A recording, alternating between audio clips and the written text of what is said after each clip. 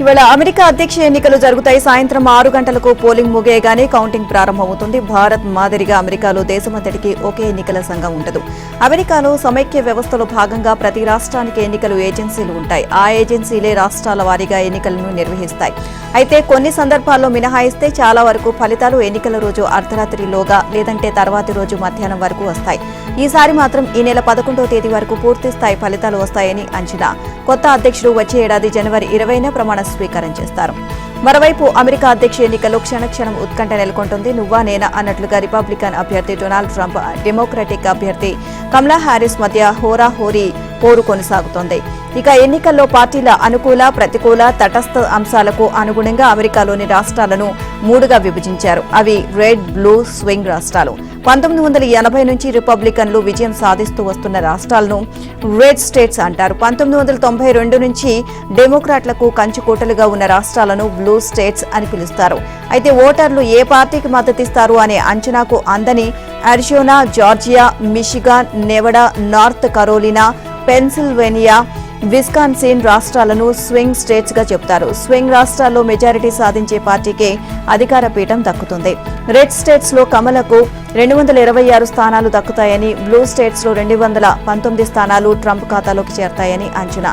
అయితే magic figure 270 సీట్లను సాధించేందుకు స్వింగ్ రాష్ట్రాల్లో కమల 44, ట్రంప్ 51 సీట్ల దూరంలో ఉన్నారు. దాంతో ట్రంప్, కమల ఈ 7 రాష్ట్రాల్లో కాళ్లకు బలపం కట్టుకున్నట్లు తిరుగుతూ ప్రచారాన్ని వేగవంతం చేశారు.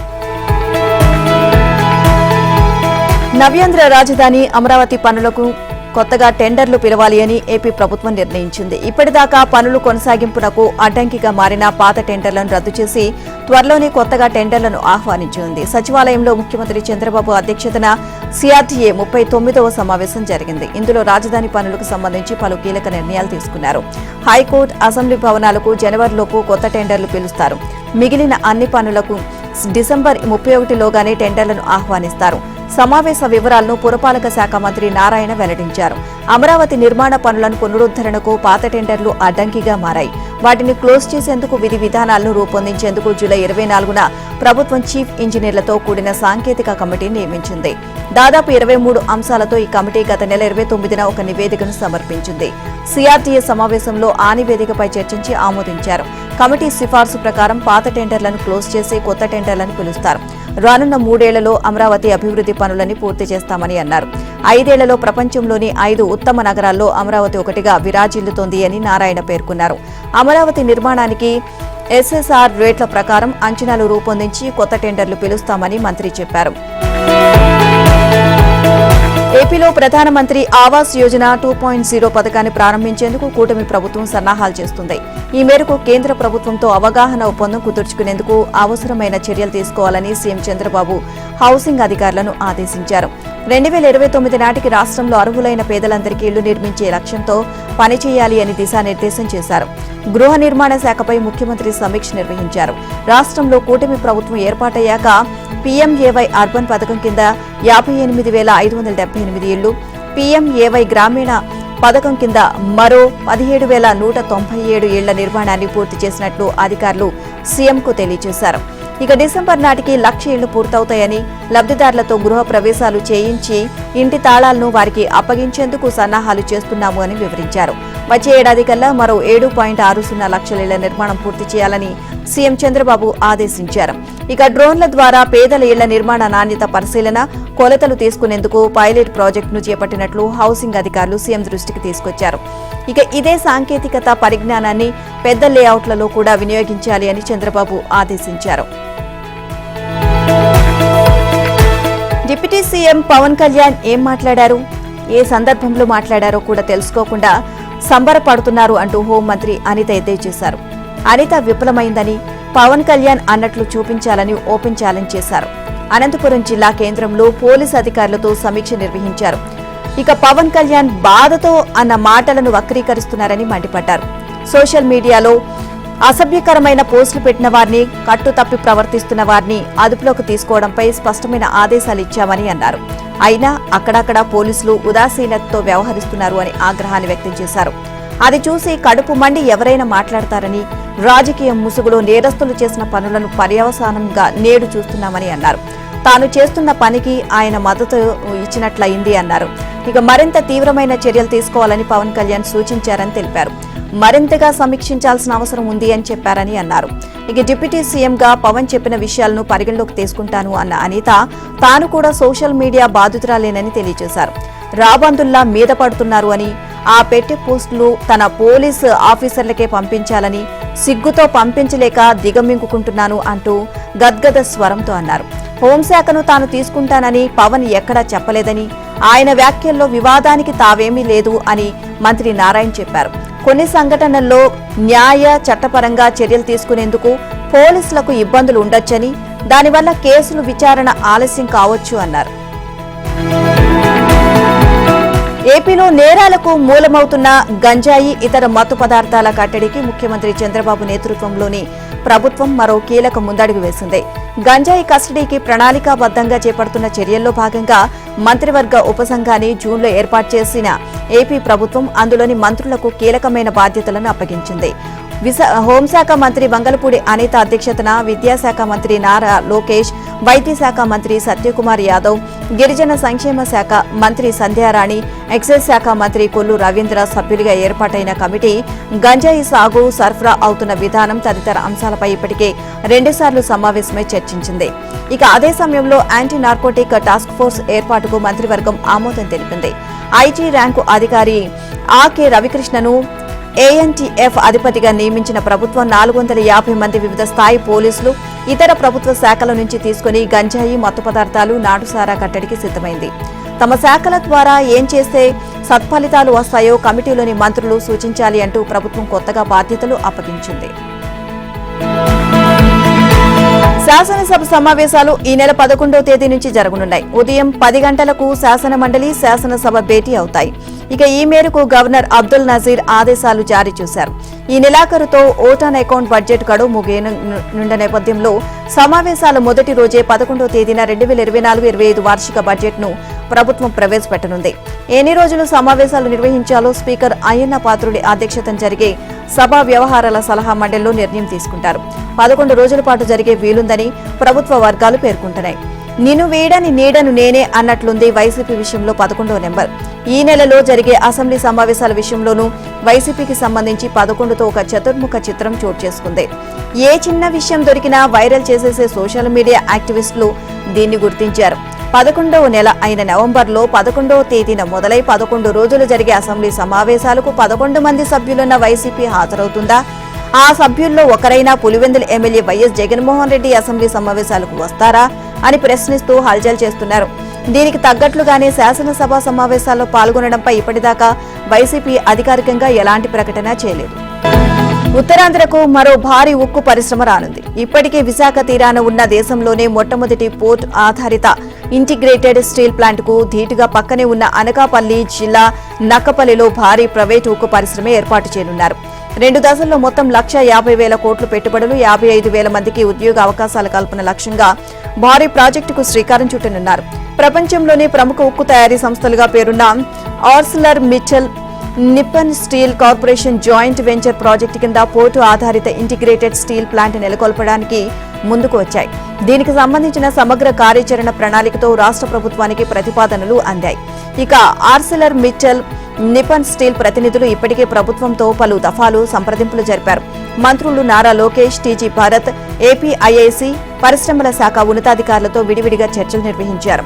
ఈ 2 సంస్థల నుంచి అందిన ముందస్తు సాధ్యాసాధ్యాల నివేదిక ఆధారంగా ఏపీఐఐసి అధికారులు అనకాపల్లి జిల్లా కలెక్టర్తో సమన్వయం చేసుకుని అవసరమైన భూసేకరణ కూడా పూర్తి చేశారు. నక్కపల్లి మండలంలోని బుచ్చిరాజుపేటలో 102.18 ఎకరాలు, చందనాడలో 840.20 ఎకరాలు, డిఎల్పురంలో 674.39 ఎకరాలు, రాజయ్యపేటలో 36.62 ఎకరాలు, వేంపాడులో 510.92 ఎకరాలు కలిపి మొత్తం 2,164.31 ఎకరాల భూములను సిద్ధం చేశారు. ఇక ఒకే బ్లాక్ కింద ఉన్న ఆ భూములు ప్రస్తుతం ఏపీఐఐసి స్వాధీనంలోనే ఉన్నాయి. ఇక ముల్లాపురాను రీలొకేషన్ చేయడానికి R&R సెటిల్మెంట్ ప్లాన్ పురోగతిలో ఉంది. ఈ ప్రతిపాదిత భారీ ప్రాజెక్టుకు సంబంధించిన స్టేటస్ రిపోర్ట్ ఇప్పటికే సీఎం చంద్రబాబుకు చేరింది. ముఖ్యమంత్రి నుంచి గ్రీన్ సిగ్నల్ వచ్చిన వెంటనే రాష్ట్ర కేబినెట్ ఆమోదం కోసం పంపడానికి ప్రతిపాదనలు సిద్ధంగా ఉన్నాయి. పాఠశాలలో విద్యార్థులకు అందించే మధ్యాహ్న భోజనం మారిపోనుంది. ప్రస్తుతం ఏపీ మొత్తం ఒకటే మెనూ అమల్లో ఉండగా వేరువేరు ప్రాంతాల ఆహారపు అలవాట్లకు అనుగుణంగా ఇకపై 4 రకాల మెనూలను అమలు చేయాలని అధికారులు ప్రాథమికంగా నిర్ణయించారు. తొలుత జిల్లాకో మెనూ అమలు చేయాలని భావించినప్పటికీ కొన్ని జిల్లాల్లో ఒకే విధమైన ఆహారపు అలవాట్లు ఉన్నందున జోన్కు ఒక విధమైన ఆహారం పెట్టనున్నారు. డొక్కా సీతమ్మ మధ్యాహ్న బడి భోజన పథకంపై మంగళగిరిలో రాష్ట్ర స్థాయి వర్క్షాప్ జరిగింది. ప్రభుత్వ సూచనల మేరకు అన్ని జిల్లాల కలెక్టర్లు ఆయా ప్రాంతాల్లో విద్యార్థులు ఇష్టపడే పౌష్టిక ఆహారం ఉండే భోజన మెనూలను తయారు చేశారు. వాటిని వర్క్షాప్ స్టాల్స్ లో ప్రదర్శించారు. ఇక మధ్యాహ్న భోజనంపై తుది నిర్ణయానికి జాతీయ స్థాయి నిపుణులతో పాఠశాల విద్యాశాఖ ఒక కమిటీ ఏర్పాటు చేసింది. పాఠశాల విద్యాశాఖ ఉన్నతాధికారులు ఆ కమిటీతో కలిసి స్టాల్స్ ను పరిశీలించారు. కొన్ని ప్రాంతాల్లో ఉడికించిన గుడ్లు తినేందుకు విద్యార్థులు ఇష్టపడట్లేదని వర్క్షాప్ లో అధికారుల దృష్టికి వచ్చింది. దీంతో గుడ్లని ప్రత్యామ్నాయ పద్ధతిలో పెట్టాలని నిర్ణయించారు. అలాగే హాట్ పొంగల్ ను పూర్తిగా తొలగించనున్నారు. ఈ మెనూలను మరోసారి ప్రభుత్వం ముందుంచి ఖరారు చేయనున్నారు. డిసెంబర్ 1 నుంచి కొత్త మెనూలు అమల్లోకి వచ్చే అవకాశం ఉంది. జగన్ను ఎన్నికల్లో ప్రజలు వదిలించుకున్నారు. కానీ 5 ఏళ్ల పాలనా పాపాల బాధుడిని మాత్రం ఇప్పటికీ వదిలించుకోలేకపోతున్నారు. గత ప్రభుత్వ శాపాలు ఇంకా విద్యుత్ ఛార్జీల రూపంలో ప్రజలను పట్టి పీడిస్తూనే ఉన్నాయి. 2022-23 ఇంధన సర్దుబాటు భారం 8,114 కోట్లకు గాను 6,072 కోట్లకు ఏపీ విద్యుత్ నియంత్రణ మండలి ఆమోదించింది. ఈ భారం ఈ నెల నుంచే ట్రూ అప్ కింద జనం భరించడం మొదలైంది. ఇది చాలదు అన్నట్లు వైసీపీ పాలన నాటి మరో పీడకత్తిలా వేలాడుతోంది. సార్వత్రిక ఎన్నికల నోటిఫికేషన్ కు ముందే 2023-24 సంవత్సరానికి గాను డిస్కంలు 11,826.47 కోట్ల ఇంధన సర్దుబాటు ప్రతిపాదనలు చేశాయి. వీటిపై శుక్రవారం ఈఆర్సీ స్పందించింది. ఈ ప్రతిపాదనలపై ఏమైనా అభ్యంతరాలు ఉంటే ఈ నెల 19లోగా లిఖితపూర్వకంగాను మెయిల్ ద్వారాను స్పందించాలి అని ఈఆర్సీతో పాటు డిస్కంలు కోరాయి. అయితే ఈఆర్సీ తీరుపై వినియోగదారుల నుంచి ఆగ్రహ ఆవేశాలు వ్యక్తమవుతున్నాయి. వారం రోజుల వ్యవధిలోనే దాదాపు 6,072 కోట్లు, 11,826.47 కోట్లు, మొత్తం 17,898.47 కోట్ల ట్రూ అప్ భారంపై నిర్ణయాన్ని తీసుకునేందుకు ఈఆర్సీ సిద్ధం కావడంపై ప్రజా సంఘాలు నిరసనలకు సిద్ధమవుతున్నాయి.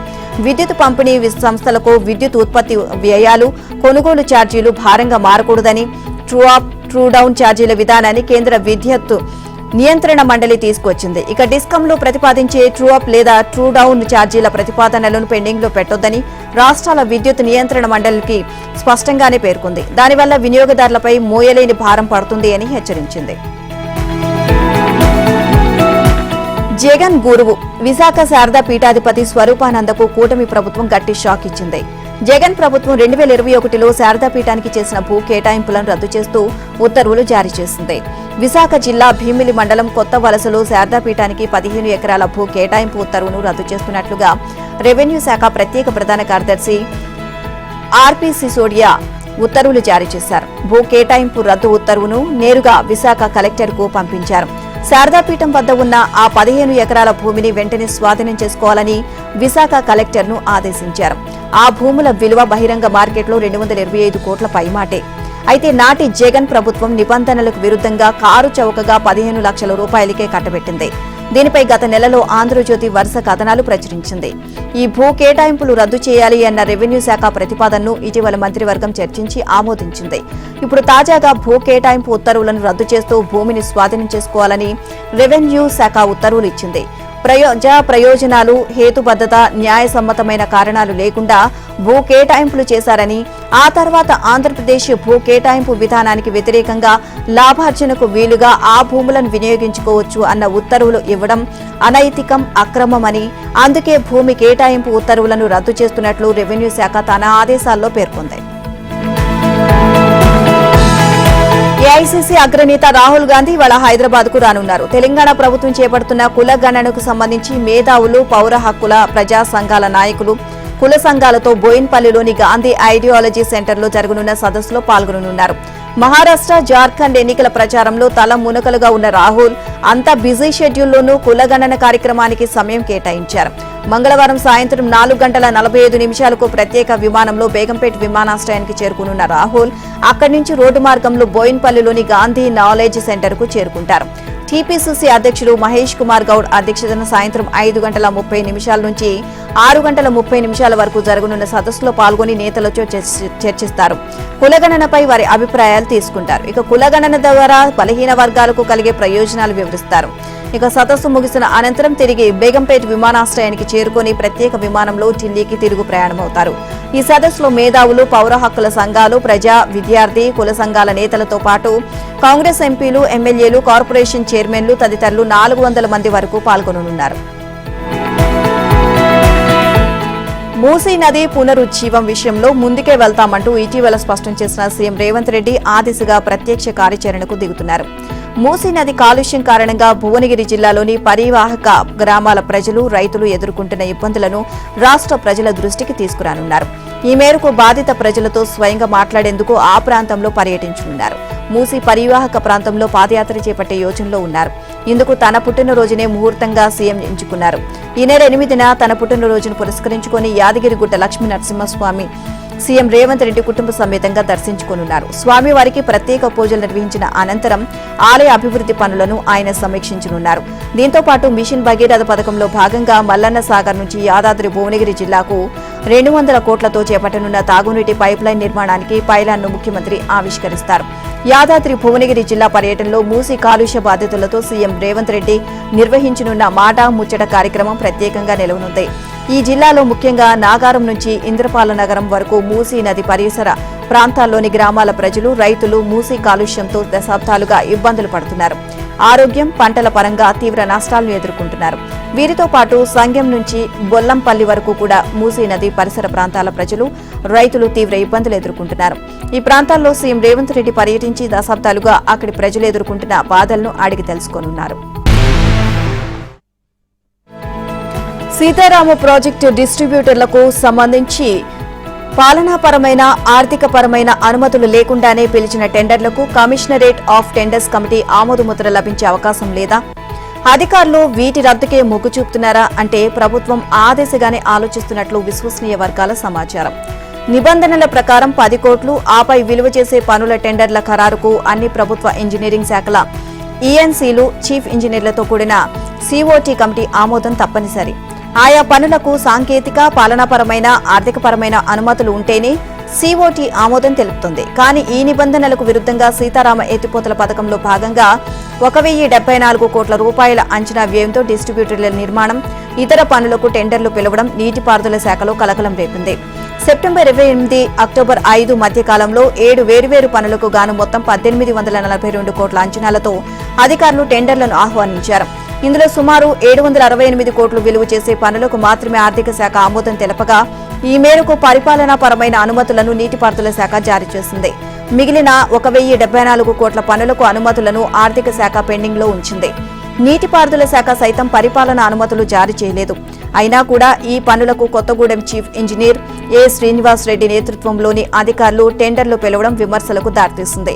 టెండర్లను ఆహ్వానించిన తర్వాత అనుమతులు లేని పనులను రాటిఫికేషన్ కోరుతూ నీటిపారుదల శాఖకు ప్రాజెక్టు అధికారులు విజ్ఞప్తి చేయగా సమగ్ర అంచనాలను సమర్పించాలి అని ఉన్నతాధికారులు ఆదేశించారు. కాళేశ్వరం ప్రాజెక్టు నిర్మాణంలో కీలక పాత్ర పోషించిన గత ప్రభుత్వంలోని 2 ప్రజా ప్రతినిధులను విచారణకు పిలవాలి అని జస్టిస్ పినాకి చంద్రఘోష్ కమిషన్ యోచిస్తోంది. అక్టోబర్ 31తో కమిషన్ గడువు ముగిసింది. కమిషన్ గడువును 2 నెలల పాటు పొడిగించాలని ప్రభుత్వం ఇప్పటికే నిర్ణయించింది. ఈ క్రమంలో ప్రభుత్వం గడువు పొడిగిస్తే కమిషన్ ఈ నెల 12 నుంచి క్రాస్ ఎగ్జామినేషన్ పునఃప్రారంభించనుంది. ఇప్పటికే కమిషన్ నీటిపారుదల శాఖలోని కీలక అధికారుల విచారణ పూర్తి చేసింది. ఈ నెల 12 నుంచి తాజా మాజీ ఐఏఎస్లను విచారణకు పిలువనుంది. సీఎం కేసీఆర్, మాజీ కార్యదర్శి స్మితా సబర్వాల్, మాజీ సీఎస్లు సోమేష్ కుమార్, ఎస్కే జోషిలతో పాటు ఆర్థిక శాఖ ప్రత్యేక సీఎస్ రామకృష్ణారావు, నీటిపారుదల శాఖ మాజీ మంత్రి ప్రత్యేక సీఎస్ రజత్ కుమార్ ను క్రాస్ ఎగ్జామినేషన్ చేసే అవకాశాలు ఉన్నాయి. ఇప్పటికే విచారణలో పలు సందర్భాల్లో మాజీ సీఎం కేసీఆర్ తో పాటు నీటిపారుదల శాఖ మాజీ మంత్రి హరీష్ రావు పేర్లు బయటకు వచ్చాయి. ఇక దీంతో నవంబర్లో ఐఏఎస్లను, డిసెంబర్లో గత ప్రభుత్వంలోని 2 కీలక ప్రజా ప్రతినిధులను కమిషన్ క్రాస్ ఎగ్జామినేషన్ చేసే అవకాశాలు ఉన్నాయని తెలుస్తోంది. పెండింగ్ లో బిల్లులు విడుదల చేయాలని మాజీ సర్పంచులు తెలంగాణ వ్యాప్తంగా నిరసనలు తెలిపారు. జూబ్లీహిల్స్ పెద్దమ్మ తల్లిని దర్శించుకున్న అనంతరం సీఎం రేవంత్ రెడ్డి ఇంటికి వెళ్లి వినతిపత్రం ఇవ్వాలని నిర్ణయించుకుని హైదరాబాద్ చేరుకున్న పలువురు మాజీ సర్పంచులను పోలీసులు అరెస్ట్ చేసి వివిధ పోలీస్ స్టేషన్లకు తరలించారు. సర్పంచుల సంఘం ముఖ్య నాయకులను వారి స్వగ్రామాల్లో ఉదయం నుంచే గృహ నిర్బంధంలో ఉంచారు. సంఘం ప్రతినిధులు హైదరాబాద్కు బయలుదేరి వస్తున్న వారిని పోలీసులు ఎక్కడికక్కడ అరెస్టులు చేశారు. రంగారెడ్డి జిల్లా కరీంనగర్, మహబూబ్ నగర్, కరీంనగర్, నిజామాబాద్ ఇతర జిల్లాల్లో పలువురు మాజీ సర్పంచులను హైదరాబాద్కు రాకుండా అడ్డుకొని పోలీస్ స్టేషన్లకు తరలించారు. దీంతో అరెస్ట్ అయిన చోటనే వారంతా తమ సమస్యను పరిష్కరించాలని డిమాండ్ చేస్తూ నిరసనకు దిగారు. అప్పులు తెచ్చి గ్రామాల్లో శ్మశాన వాటికలు, క్రీడా ప్రాంగణాలు, డంపింగ్ యార్డులు వంటివి అనేకం అభివృద్ధి పనులు చేశామని వారు పేర్కొన్నారు. ఆయా పనులకు సంబంధించి 2019 నుంచి 2024 వరకు బిల్లులు రాలేదని ఆవేదన వ్యక్తం చేశారు. స్థానిక సంస్థల ఎన్నికలు వస్తున్న నేపథ్యంలో బిల్లులు చెల్లించాలని సీఎం, గవర్నర్తో సహా అధికారులకు ఎన్నిసార్లు విజ్ఞప్తి చేసినా పట్టించుకోవడం లేదు అని వారు ఆరోపించారు. శాంతియుతంగా నిరసన తెలిపేందుకు వస్తున్న మాజీ సర్పంచులను ఎక్కడికక్కడ అరెస్ట్ చేయడం సరికాదు అని వారు వెల్లడించారు. రాష్ట్ర వ్యాప్తంగా మాజీ సర్పంచులను అరెస్ట్ చేయడాన్ని బీఆర్ఎస్ నేతలు తీవ్రంగా ఖండించారు. దొంగలు, టెర్రరిస్టులను అరెస్ట్ చేసినట్లు మాజీ సర్పంచులను అరెస్ట్ చేయడం హేయమైన చర్య అని మాజీ మంత్రి ఎమ్మెల్యే హరీష్ రావు ఆరోపించారు. మాజీ సర్పంచులు ఆందోళన చెందొద్దని, తెలంగాణ ప్రభుత్వం పెండింగ్ బిల్లులను విడుదల చేస్తుందని, బీఆర్ఎస్ రాజకీయ కుట్రలో వారు బలి కావద్దని పంచాయతీరాజ్ గ్రామీణాభివృద్ధి శాఖ మంత్రి సీతక్క పేర్కొన్నారు. తాము అధికారం చేపట్టాక గత ప్రభుత్వం పెండింగ్ లో పెట్టిన బిల్లులో ఇప్పటికే 500 కోట్లు విడుదల చేశామని వెల్లడించారు. ఈ మేరకు సీతక్క ఒక ప్రకటన విడుదల చేశారు. మాజీ సర్పంచుల బాధ, ఆవేదన తమకు తెలుసు అని, అందుకే ఏళ్ల తరబడి పెండింగ్ లో ఉన్న బిల్లులను క్లియర్ చేస్తూ వస్తున్నామని పేర్కొన్నారు. గత బీఆర్ఎస్ ప్రభుత్వం సర్పంచులతో బలవంతంగా పనులు చేయించి వారికి బిల్లులు చెల్లించకుండా ఇబ్బందులకు గురిచేసింది అని ఆరోపించారు. సర్పంచుల ఆత్మహత్యలకు కేసీఆర్, హరీష్ రావు కారణం కాదా అని ప్రశ్నించారు. సర్పంచుల ఆత్మహత్యకు కారణమైన బీఆర్ఎస్ నేతలు ఇప్పుడు వారి పట్ల ముసలి కన్నీరు కారుస్తున్నారని మంత్రి పొన్నం ప్రభాకర్ విమర్శించారు. విపక్షాల ఉచ్చులో పడొద్దు అంటూ సర్పంచులకు విజ్ఞప్తి చేశారు. సర్పంచులు తొందరపడకండి, రాష్ట్ర ఆర్థిక పరిస్థితి బాగాలేదని, వచ్చే ఏడాది మార్చి చివరిలోగా విడతల వారీగా బకాయిలు క్లియర్ చేస్తామని తెలియజేశారు. ఉపాధ్యాయ అర్హత పరీక్ష 2024కు సంబంధించిన నోటిఫికేషన్ వెలువడనుంది. ఇవాళ్టి నుంచి దరఖాస్తులను స్వీకరించనున్నారు. జనవరి 1వ తేదీ నుంచి టెట్ పరీక్షలు నిర్వహించాలని నిర్ణయించారు. ఏడాదికి 2 సార్లు టెట్ను నిర్వహిస్తామని తెలంగాణ ప్రభుత్వం ఇంతకు ముందు ప్రకటించింది. ఈ ఏడాదిలో ఇప్పటికే ఒకసారి టెట్ను నిర్వహించగా రెండో టెట్కు సంబంధించి తాజాగా నోటిఫికేషన్ జారీ చేశారు. దీని ప్రకారం టెట్ రాయాలనుకునే అభ్యర్థులు ఈ నెల 5 నుంచి 20వ తేదీ వరకు ఆన్లైన్లో దరఖాస్తులు చేసుకోవాల్సి ఉంటుంది. కంప్యూటర్ ఆధారితంగా ఈ పరీక్షలను వచ్చే జనవరి 1 నుంచి 20 వరకు తెలుగు, ఇంగ్లీష్, ఉర్దూ భాషల్లో నిర్వహించనున్నారు. టెట్ నోటిఫికేషన్ కు సంబంధించిన పూర్తి వివరాలను ఇవాళ వెబ్సైట్లో అందుబాటులోకి తీసుకురానున్నట్లు విద్యాశాఖ అధికారులు ప్రకటించారు. సాగులో భారీగా పెరిగిన పెట్టుబడి వ్యయం, ఆపై అకాల వర్షాల కారణంగా పెద్ద మొత్తంలో పడిపోయిన దిగుమతులతో దిగాలుగా ఉన్న పత్తి రైతు వచ్చిన పంటనైనా అమ్ముకుందామంటే మద్దతు ధర కరువవుతోంది. సీసీఐ పలు నిబంధనల పేరుతో కొరీలు పెడుతూ ఉండడంతో ఆశించిన ధర లభించడం లేదు. కౌలు రైతుల పరిస్థితి అయితే మరీ దారుణం. కౌలు రైతుల నుంచి పత్తిని సీసీఐ కొనుగోలు చేయకపోవడంతో ఆ రైతులు తలలు పట్టుకుంటున్నారు. ఇక సీసీఐ వైఖరితో పత్తి రైతులు తమ దిగుబడులను జిన్నింగ్ మిల్లులు, ప్రైవేటు వ్యాపారులకు అమ్ముకోవాల్సి వస్తోంది. రాష్ట్ర వ్యాప్తంగా ఈ వానాకాలంలో 43,76,043 ఎకరాల్లో పత్తి సాగైంది. ఇక 25.33 లక్షల మెట్రిక్ టన్నుల మేర దిగుబడి వస్తుందని మార్కెట్ శాఖ అంచనా వేసింది. మే నెలలో ఆశించిన స్థాయిలో చినుకులు పడకపోవడంతో విత్తిన గింజలు మొలకెత్తలేదు. ఫలితంగా జూన్ చివర్లో రైతులు మరోసారి పత్తి విత్తనాలు వేశారు. మొక్కలు ఏపుగానే పెరిగిన సెప్టెంబర్, అక్టోబర్లో అకాల వర్షాల నుంచి దిగుబడిపై పత్తి రైతులు పెట్టుకున్న ఆశలన్నీ చిదిమేశాయి. ఇక చేలల్లో నీరు చేరడంతో వేరు సంబంధిత తెగుళ్లు విజృంభించాయి. గులాబీ పురుగు వ్యాప్తి కూడా పెరిగింది. ఫలితంగా ఎకరాకి 8 క్వింటాల నుంచి 12 క్వింటాల వరకు రావాల్సిన దిగుబడి 4-5 క్వింటాలకే పరిమితం అవడం రైతులను కుంగదీసింది. పత్తికి కేంద్రం క్వింటాకు 7,521 మద్దతు ధర ప్రకటించింది. ఈ ధర రైతులకు రావడం లేదు. తెలంగాణలో నిర్వహించబోయే స్థానిక సంస్థల ఎన్నికల్లో బీసీ రిజర్వేషన్లను ఖరారు చేసేందుకు తెలంగాణ ప్రభుత్వం ప్రత్యేక కమిషన్ను నియమించింది. కమిషన్ చైర్మన్ గా విశ్రాంత ఐఏఎస్ అధికారి భూసాని వెంకటేశ్వరరావును నియమిస్తూ ఉత్తర్వులు జారీ చేసింది. కమిషన్ సిబ్బంది వేతనాలకు సంబంధించి ప్రత్యేకంగా ఉత్తర్వులను జారీ చేయనున్నట్లు తెలిపింది. నెల రోజుల్లో సమగ్ర నివేదికను అందించాలని ప్రభుత్వం ఆ ఉత్తర్వుల్లో పేర్కొంది. హైకోర్టు ఆదేశాల మేరకే ప్రత్యేక కమిషన్ ఏర్పాటు చేస్తున్నట్లు స్పష్టం చేసింది. బీసీ గురుకులాల కార్యదర్శిగా ఉన్న బి సైదులను కమిషన్ కు కార్యదర్శిగా నియమించింది. సమాచారం గణాంకాల కోసం వివిధ సంస్థలు, వ్యక్తుల సహాయాన్ని ఈ కమిషన్ తీసుకోవచ్చని, కేంద్ర, రాష్ట్ర ప్రభుత్వ కార్యాలయాల నుంచి డేటాను సేకరించవచ్చని పేర్కొంది. ఇక నిపుణులు, పరిశోధకులతో సమావేశాలు నిర్వహించడంతో పాటు అవసరమైతే అధ్యయనానికి పర్యటనలు చేయొచ్చు అని వివరించింది. అదే ఉత్తర్వుల్లో ప్రత్యేక కమిషన్ కు సంబంధించి గతంలో సుప్రీంకోర్టు జారీ చేసిన ఆదేశాలు K Krishnamurthy versus union of India, Vikas Kishan Rao Gawali కేసును ప్రభుత్వం ఉటంకించింది. రాష్ట్రంలో స్థానిక సంస్థల ఎన్నికల్లో బీసీలకు కల్పించే రిజర్వేషన్లను నిర్ణయించే క్రమంలో ప్రభుత్వం కులగణనకు శ్రీకారం చుట్టింది. రేపటి నుంచి తెలంగాణలో సామాజిక, ఆర్థిక, విద్య, ఉపాధి, కుల ప్రాతిపదికన సర్వే ప్రారంభం కానుంది. ఉత్తరప్రదేశ్, పంజాబ్, కేరళలో 14 అసెంబ్లీ స్థానాలకు ఈ నెల 13న నిర్వహించాల్సిన ఉప ఎన్నికలను వారం పాటు వాయిదా వేసినట్లు ఎన్నికల సంఘం వెల్లడించింది. యూపీలో 9, పంజాబ్లో 4, కేరళలోని పాలక్కాడ్ స్థానానికి 20న ఉప ఎన్నికలను నిర్వహించనున్నట్లు అధికారులు తెలియజేశారు. ఆయా ప్రాంతాల్లో పండుగల నేపథ్యంలో ఉప ఎన్నికలను వాయిదా వేయాలని వివిధ పార్టీలు అభ్యర్థించడంతో ఈ మేరకు నిర్ణయం తీసుకున్నట్లు తెలిపింది. అయితే కేరళలోని చిలక్కర అసెంబ్లీ, వయనాడు పార్లమెంటు స్థానంతో పాటు మిగిలిన రాష్ట్రాల్లోని ఆయా స్థానాలకు జరిగే ఉప ఎన్నికల తేదీల్లో ఎలాంటి మార్పు లేదు. రైల్వే సేవలన్నీ ఒకే చోట లభ్యమయ్యే సూపర్ యాప్ త్వరలో అందుబాటులోకి రానుంది. టికెట్ల బుకింగ్, రిజర్వేషన్లు, ప్లాట్ఫామ్ టికెట్లు, కేటరింగ్ తదితర సేవలన్నింటినీ సమన్వయపరిచి ఒకే యాప్ రూపంలో ప్రయాణికులకు అందుబాటులోకి తెచ్చేందుకు రైల్వే శాఖ ప్రయత్నాలు ప్రారంభించింది. క్రూజ్ సంస్థ ఈ నూతన యాప్ రూపకల్పనలో నిమగ్నమైంది. ఈ సమగ్ర మొబైల్ అప్లికేషన్ వచ్చే నెలలోనే ప్రారంభమయ్యే అవకాశం ఉంది అని అధికార వర్గాలు భావిస్తున్నాయి. ప్రస్తుతం ఐఆర్సీటీసీ వెబ్సైట్ల ద్వారా ప్రయాణికులకు సేవలు అందుతున్నాయి. ఒక్కో సేవకు ఒక్కో అప్లికేషన్ ఉండడంతో వాటన్నిటినీ సమన్వయపరిచి సమగ్రమైన యాప్గా రూపొందించేందుకు ప్రయత్నాలు జరుగుతున్నాయి. ఆన్లైన్ టికెట్ బుకింగ్తో 2023-24లో ఐఆర్సీటీసీ 4,270.18 కోట్ల రూపాయల రెవెన్యూను ఆర్జించగా అందులో 1,111.26 కోట్ల లాభంగా మిగిలింది. ఇక 45.30 కోట్ల టికెట్ బుకింగ్లు జరిగాయి.